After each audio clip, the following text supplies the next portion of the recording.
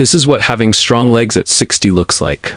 Independence and not relying on others, a cane, a stroller, or a wheelchair to move around. Now look at this. Look at this. This is what having strong legs at 80 looks like. Whoa, I know this looks impossible. It's like 45% seniors on Earth that have legs as strong as this in their 80s. Oh, and by the way, some of these seniors are my subscribers here on this channel. Some are previous and present patients of mine. Now this is what having weak legs at 60 looks like. Complete dependence on others for support and day-to-day activities. This is the point your children start to consider nursing homes. And that is what a lot of seniors suffer today. But I want to show you 2 top sources of collagen seniors are eating these days that are helping them have strong legs as steel even in their 80s. I will also tell you 3 reasons why you are having weak legs at 60, and this has nothing to do with getting older. If you are yet to subscribe, do so right away. Let us begin. Number 1. Bone marrow. Now, most seniors think the only way to get collagen is through expensive pills from the pharmacy or by spending hours boiling bones to make bone broth. But they are missing out on one of the richest, most powerful sources of collagen that exists: bone marrow. Yes, bone marrow. That soft, creamy substance inside your bones that most people throw away without a second thought. Bone marrow is packed with collagen, the protein your body needs to keep your joints flexible, your bones strong, and your legs powerful. But here's what makes bone marrow special. It doesn't just give you collagen. It gives you collagen along with the exact nutrients your body needs to actually use that collagen effectively. Inside bone marrow, you'll find glycine and proline, 2 amino acids that are the building blocks of collagen production in your body. You'll also find conjugated linoleic acid, which reduces inflammation in your joints and muscles. Bone marrow contains vitamin A for bone health, vitamin K2 that directs calcium into your bones instead of your arteries, and healthy fats that help your body absorb all these nutrients. But that's not all. Bone marrow is rich in iron, which carries oxygen to your muscles and prevents that tired, weak feeling in your legs. It has zinc for tissue repair, selenium for reducing oxidative stress, and phosphorus for bone density. It even contains adiponectin, a hormone that helps regulate metabolism and reduces inflammation throughout your entire body. When you eat bone marrow, you're giving your body everything it needs to rebuild cartilage, strengthen connective tissue, and maintain muscle mass in your legs. This is why seniors who eat bone marrow regularly report less joint pain, more mobility, and stronger legs even as they age. Now let me show you how to prepare bone marrow. It's so simple, you'll wonder why you haven't been eating it all along. First, ask your butcher for marrow bones. Beef marrow bones are the best. Have them cut lengthwise so the marrow is exposed. Rinse the bones under cold water. Place them on a baking sheet, marrow side up. Sprinkle it with a little sea salt and black pepper. Roast in the oven at 450 degrees Fahrenheit for about 15 to 20 minutes. You'll know it's ready when the marrow is soft and slightly bubbling. Scoop it out with a small spoon and spread it on toast. Mix it into your meals or eat it straight. The taste, rich, buttery, absolutely delicious. Now let me give you 3 bone marrow recipes. One for breakfast, one for lunch, and one for dinner that will help you build strong legs. For breakfast, try some bone marrow scrambled eggs. Roast your marrow bones as I showed you. Scoop out 2 tablespoons of the soft marrow. Heat a pan on medium. Add the marrow and let it melt like butter. Crack 3 eggs into the pan. Scramble them in the melted marrow. Add chopped spinach and diced tomatoes. Cook until the eggs are fluffy. Season with salt and pepper. Serve on whole grain toast. This breakfast gives you collagen, protein, and iron to start your day strong. For lunch, make some bone marrow vegetable soup. Roast 4 marrow bones.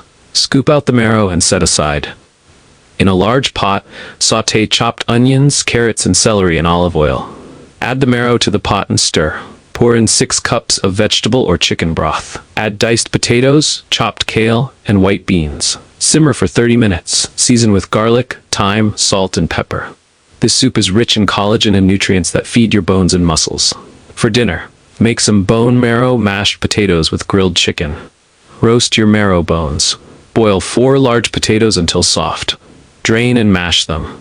Scoop out the roasted marrow and mix it into the mashed potatoes instead of butter. Add a splash of milk, salt, and pepper. Serve alongside grilled chicken breast and steamed broccoli. This dinner combines collagen from the marrow with protein from chicken and calcium from broccoli for maximum leg strength. Number 2. Chicken feet. Now, I know what you're thinking. Chicken feet? Really? Yes, chicken feet. And before you skip past this, let me tell you something that might surprise you. In countries where people live the longest and stay mobile well into their 90s, places like China, Korea, the Philippines, and parts of Africa, chicken feet are considered a delicacy. They're not just food, they're medicine. They're the secret weapon for strong joints and powerful legs. Here's what most seniors don't realize.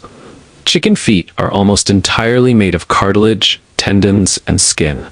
And all of these tissues are absolutely loaded with collagen. In fact, chicken feet contain more collagen per serving than almost any other food you can eat. We're talking about type 2 collagen, which is the exact type your body uses to build and repair cartilage in your knees, hips, and ankles.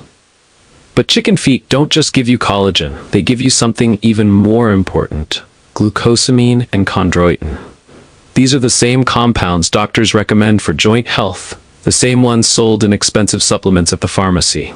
Except when you eat chicken feet, you're getting them in their natural form, which your body can absorb and use much more effectively. Chicken feet also contain hyaluronic acid, which acts like a lubricant in your joints, helping them move smoothly without pain or stiffness. They're rich in calcium and phosphorus for bone density, protein for muscle maintenance, and gelatin that helps repair the lining of your gut, which improves nutrient absorption throughout your entire body. When you cook chicken feet properly, all of that collagen breaks down into gelatin, creating a rich, thick broth that coats your stomach and delivers healing nutrients directly to your joints and bones. Seniors who eat chicken feet regularly report less knee pain, improved flexibility, and the ability to walk longer distances without discomfort. Now, let me show you how to prepare chicken feet. Don't worry, it's easier than you think.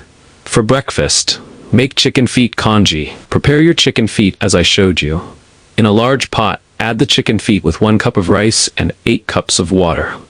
Bring to a boil, then reduce to a simmer. Cook for 2 hours, stirring occasionally. The rice will break down into a creamy porridge. Remove the chicken feet, pick off any soft meat and cartilage, and add it back to the pot. Discard the bones. Season with grated ginger, sliced green onions, soy sauce, and a drizzle of sesame oil. This warm, nourishing breakfast delivers collagen and protein that your legs will use all day long. For lunch, make chicken feet soup with vegetables. Prepare 6 to 8 chicken feet. In a large pot, combine the chicken feet with chopped carrots, celery, onions, and garlic. Add 10 cups of water. Bring to a boil, then simmer for 3 hours. The broth will become thick and gelatinous. Add chopped bok choy, mushrooms, and corn during the last 30 minutes. Season with salt, pepper, and a splash of apple cider vinegar to help extract even more minerals from the feet. Serve hot. This soup is like liquid medicine for your joints. For dinner, make braised chicken feet with black beans. Prepare 10 chicken feet. In a wok or deep pan, heat oil and sauté minced garlic, ginger, and sliced onions. Add the chicken feet and brown them for 5 minutes. Add 3 tablespoons of fermented black beans, 2 tablespoons of soy sauce, 1 tablespoon of oyster sauce, and 1 cup of water. Cover and simmer for 45 minutes until the feet are tender and the sauce is thick. Add sliced bell peppers in the last 10 minutes. Serve over brown rice with steamed green beans on the side. This dish gives you intense collagen, protein, and the satisfaction of a truly delicious meal.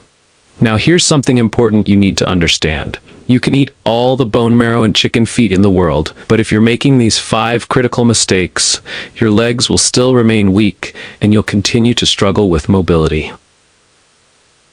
Number 1. Your belief system. This might surprise you, but the biggest reason seniors have weak legs at 60 has nothing to do with their bones, their diet, or even their age. It has everything to do with what they believe about themselves. Most seniors believe they are old. They believe their body is breaking down. They believe there's no way to grow strong legs anymore. They've accepted weakness as their destiny simply because they've reached a certain number on the calendar. But here's the truth. There are seniors with strong legs who are close to 90 years old. They never accepted that belief. They never told themselves, "I'm too old for this." And science backs this up completely. A groundbreaking study, published in the Journal of Gerontology, followed over 4,000 seniors for more than 2 decades. The researchers found something shocking. Seniors who had negative beliefs about aging experienced physical decline 30% faster than seniors who had positive beliefs about aging. Let me repeat that.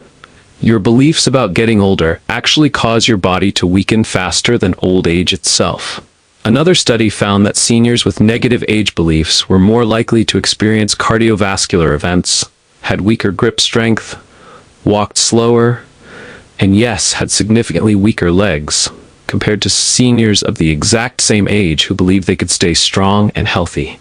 Here's what happens. When you believe you're too old, when you believe your body is failing, that belief triggers a chain reaction of behaviors that guarantee weak legs. First, you stop moving. You tell yourself, "I'm old, I need to rest more." So you sit more. You avoid stairs. You take the car instead of walking. You stop bending down to pick things up. And day by day, your muscles waste away from inactivity. Second, you stop challenging yourself. You believe you're fragile, so you never lift anything heavy.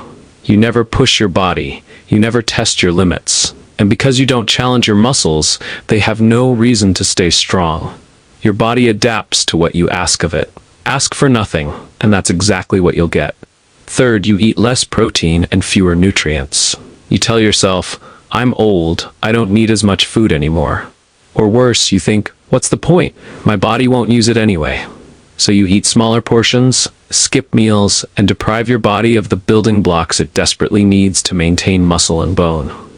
Fourth, you isolate yourself. You believe you're a burden. You stop going out. You stop participating in activities. You withdraw from life. And isolation leads to depression, which further reduces your motivation to take care of yourself. Fifth, you accept pain as normal. Your knee hurts? I'm old. That's just how it is. Your legs feel weak? What do you expect at my age? So you never investigate the real cause. You never look for solutions. You just suffer and accept it. All of these actions, stopping movement, avoiding challenges, eating less, isolating yourself, accepting pain, they all come from one single belief. I am old, and there's nothing I can do about it. But what if you changed that belief? What if instead you believed, my body is designed to stay strong, and I can give it what it needs to thrive at any age? What if you believed, seniors in their 80s and 90s have strong legs, so I can too? What if you believed, every day I'm feeding my body and moving my muscles, I'm getting stronger, not weaker? These beliefs would change everything. You would move more because you believe movement makes you stronger. You would challenge yourself because you believe your body can handle it. You would eat nutrient-rich foods like bone marrow and chicken feet because you believe your body will use every bit of that nutrition. You would stay connected with others because you believe you have value and purpose. You would address pain because you believe there's a solution. Your belief system is either building your strength or destroying it. The choice is yours. Stop believing you're too old. Start believing you're capable. That belief alone will carry you further than you ever imagined. Number 2, past trauma.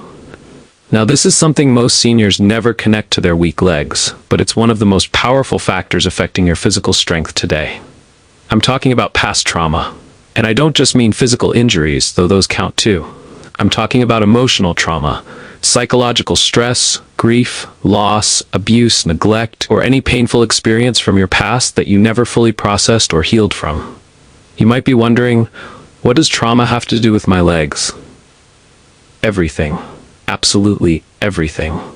A landmark study from the CDC called the Adverse Childhood Experiences Study followed over 17,000 adults and found that people who experienced trauma, especially in childhood, had significantly higher rates of chronic health problems later in life, including muscle weakness, chronic pain, inflammation, and mobility issues. But here's what's even more important. The trauma didn't just affect their minds, it affected their bodies at a cellular level. When you experience trauma and never heal from it, your body stays in a constant state of stress. Your nervous system gets stuck in what's called fight or flight mode. Your body floods with stress hormones like cortisol and adrenaline day after day, year after year. And chronic stress does devastating damage to your muscles and bones. Here's what happens. High cortisol levels break down muscle tissue faster than your body can rebuild it. This is called muscle wasting, and it's one of the main reasons seniors lose strength in their legs. Cortisol also interferes with calcium absorption, making your bones weaker and more prone to fractures. It increases inflammation throughout your body, which attacks your joints and cartilage. And it disrupts your sleep, which is when your body repairs and rebuilds muscle. But trauma doesn't just affect you through stress hormones. It affects your behavior in ways that guarantee weak legs. First, trauma makes you disconnect from your body. When you've experienced pain, physical or emotional, your brain learns to shut down sensation as a protective mechanism. You stop feeling what your body needs. You ignore hunger, you ignore pain, you ignore fatigue. And because you're disconnected, you don't notice when your legs are getting weaker until it's too late. Second, trauma makes you avoid movement. If you experienced physical trauma, a fall, an accident, abuse, your body remembers that. Even decades later, your nervous system associates certain movements with danger, so you unconsciously avoid them. You don't bend, you don't stretch, you don't challenge your balance. You keep your body small and still, thinking you're protecting yourself. But really, you're letting your muscles waste away. Third, trauma makes you hold tension in your body. You clench your jaw, you tighten your shoulders, you lock your hips, you hold your legs stiff. This chronic muscle tension restricts blood flow, reduces flexibility, and puts constant strain on your joints. Over time, this tension creates pain and weakness in your legs. Fourth, trauma makes you self-sabotage. Deep down, part of you believes you don't deserve to feel good. You don't deserve to be strong. You don't deserve to thrive. So even when you know what to do, eat better, move more, rest properly, you don't do it. Or you start, then stop.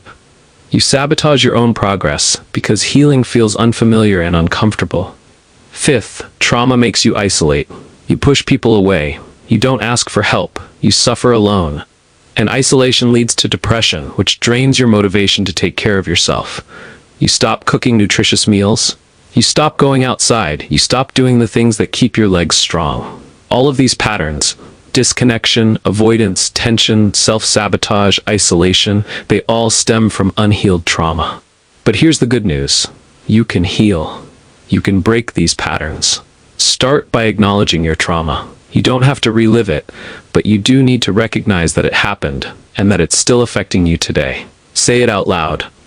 Something painful happened to me, and it's okay to admit that. Second, reconnect with your body. Practice gentle movement like stretching, walking, or Tai Chi. Pay attention to how your body feels. Breathe deeply. This tells your nervous system that it's safe to feel again. Third, release the tension you're holding. Get a massage. Try foam rolling. Do gentle yoga. Stretch your hips, your legs, your back. Let your body soften and relax. Fourth, talk to someone. A therapist, a counselor, a trusted friend. Trauma loses its power when you bring it into the light. You don't have to carry this weight alone. Fifth, practice self-compassion. Tell yourself, I deserve to heal. I deserve to feel strong. I deserve to move freely. Speak kindly to yourself the way you would to someone you love. Your past trauma is not your fault, but healing from it, that's your responsibility and your power. When you heal your mind, your body follows. Strong legs start with a healed heart. And lastly, sleep qualities. Let me tell you about something that's silently destroying your leg strength every single night. And most seniors have no idea it's happening. I'm talking about poor sleep quality. Not just how many hours you sleep, but the actual quality of that sleep. And here's what you need to understand. Your legs don't get stronger when you're eating or exercising. They get stronger when you're sleeping. A study published in the Journal of Clinical Sleep Medicine followed over 3,000 seniors for 5 years and found something alarming. Seniors who slept less than 6 hours per night, or who had poor sleep quality, lost muscle mass 40% faster than seniors who slept 7 to 8 hours of quality sleep. Another study from the University of California found that even 1 week of poor sleep reduced muscle protein synthesis by up to 30%. That means your body literally cannot build or repair muscle properly when you're not sleeping well. Here's what happens inside your body when you don't get quality sleep.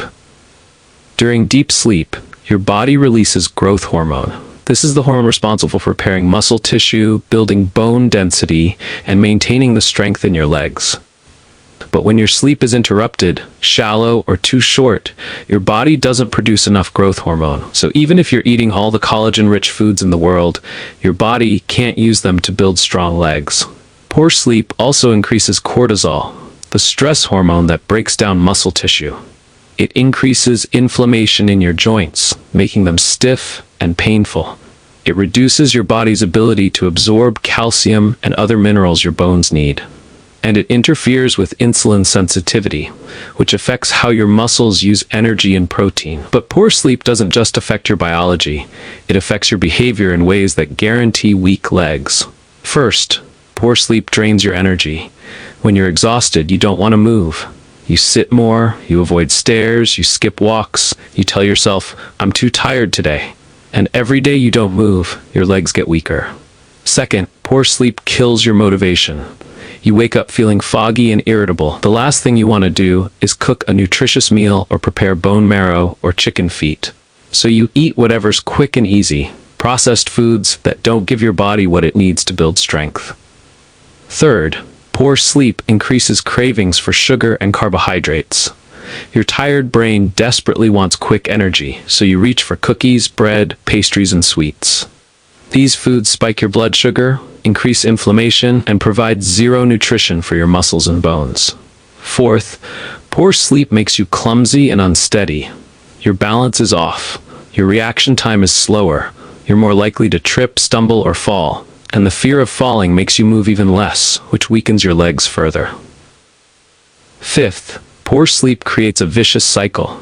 You're weak and in pain during the day, so you're less active. Because you're less active, you don't get tired enough for quality sleep at night. You toss and turn. You wake up multiple times. You never reach deep, restorative sleep. And the cycle continues, night after night, making you weaker and weaker. Now, why is your sleep quality so poor in the first place? Let me tell you the most common reasons. You're going to bed at different times every night. Your body doesn't know when it's supposed to sleep, so your internal clock is confused. You're watching television or looking at your phone right before bed. The blue light from screens suppresses melatonin, the hormone that makes you sleepy. You're eating heavy meals late at night. Your body is busy digesting instead of resting and repairing. You're drinking caffeine in the afternoon or evening. It stays in your system for hours, keeping you awake. Your bedroom is too bright, too warm, or too noisy. You're stressed, worried, or anxious, and your mind won't stop racing. But here's the truth. You can fix this. You can dramatically improve your sleep quality starting tonight. First, go to bed and wake up at the same time every single day, even on weekends. This trains your body's internal clock and makes falling asleep easier. Second, turn off all screens at least 1 hour before bed. No television, no phone, no tablet. Read a book instead or listen to calming music. Third, eat your last meal at least 3 hours before bedtime. Give your body time to digest so it can focus on repair and recovery while you sleep. Fourth, cut off caffeine by 2 p.m. No coffee, tea, or soda after lunch. Your body needs time to clear it from your system. Fifth,